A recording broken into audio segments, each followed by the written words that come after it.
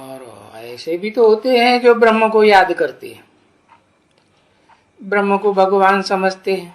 ब्रह्म तो तत्व है।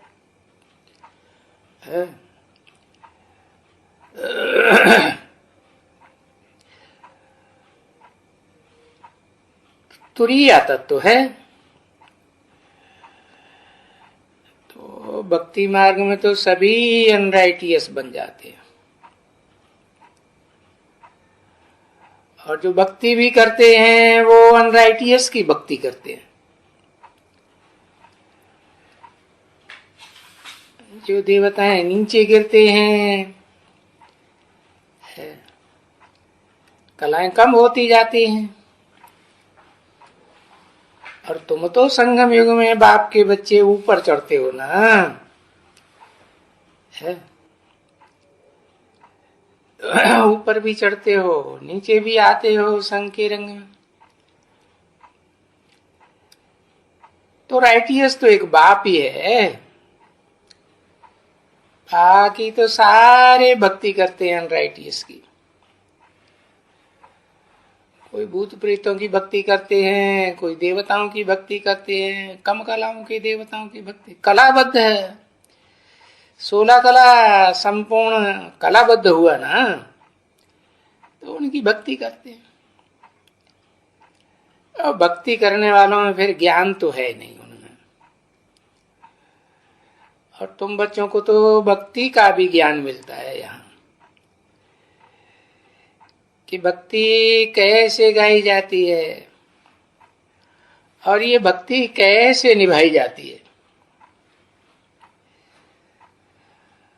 पाठ भक्ति का कैसे कैसे बजाया जाता है।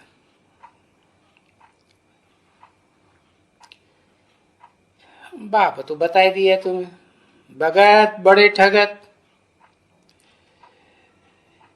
ये बाप बैठ कर बच्चों को बताते हैं, नहीं तो ये सब बातें तुम बच्चों को कभी नहीं मालूम होती कि भक्ति कितना समय चलती है और ज्ञान कितना समय चलता है। अभी तो तुम जान गए हो भक्ति 2500 साल चलती है, और ज्ञान का सार भी 2500 साल चलता है। लेकिन ज्ञान मिलता कब है? मिलता है कलयुग के अंत और सतयुग के आदि के संगम पर। बाप आकर के ज्ञान देते हैं। तो देखो, पहले तो तुम बच्चे भी कुछ नहीं जानते थे, बिल्कुल ही नहीं जानते थे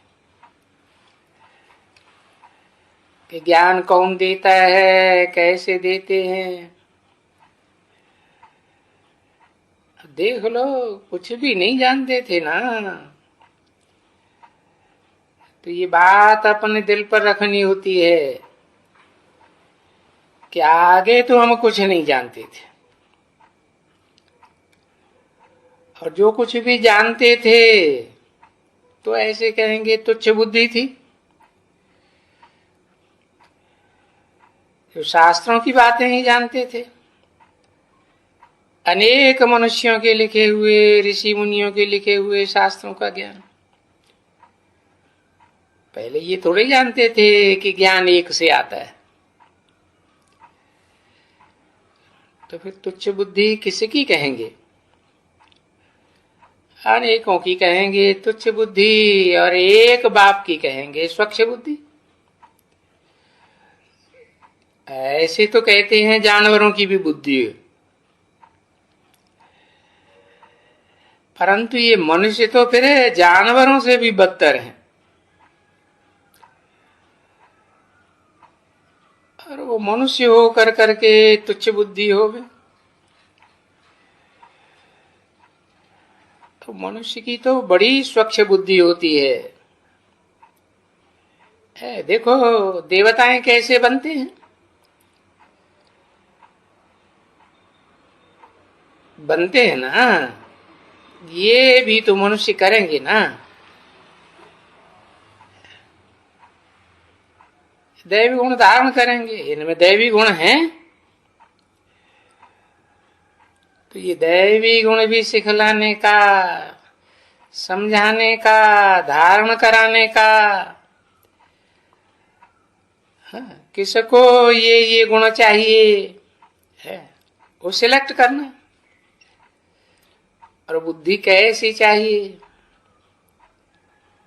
और कैसे चाहिए, सो भी तो बाप आकर के समझाते हैं ना।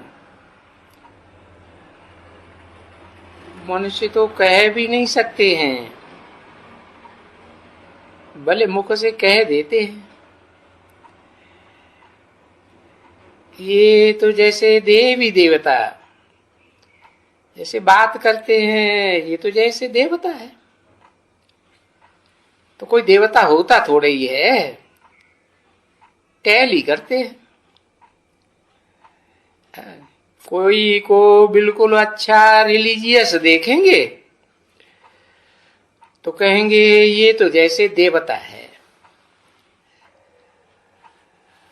परंतु यहाँ इस दुनिया में तो कोई भी साधु संत महात्मा देवात्मा तो हो ही नहीं सकते। देवता का अर्थ ही बता दिया, देने वाला, मनसा से देने वाला, वाचा से देने वाला है, कर्मेंद्रियों से भी देने वाला।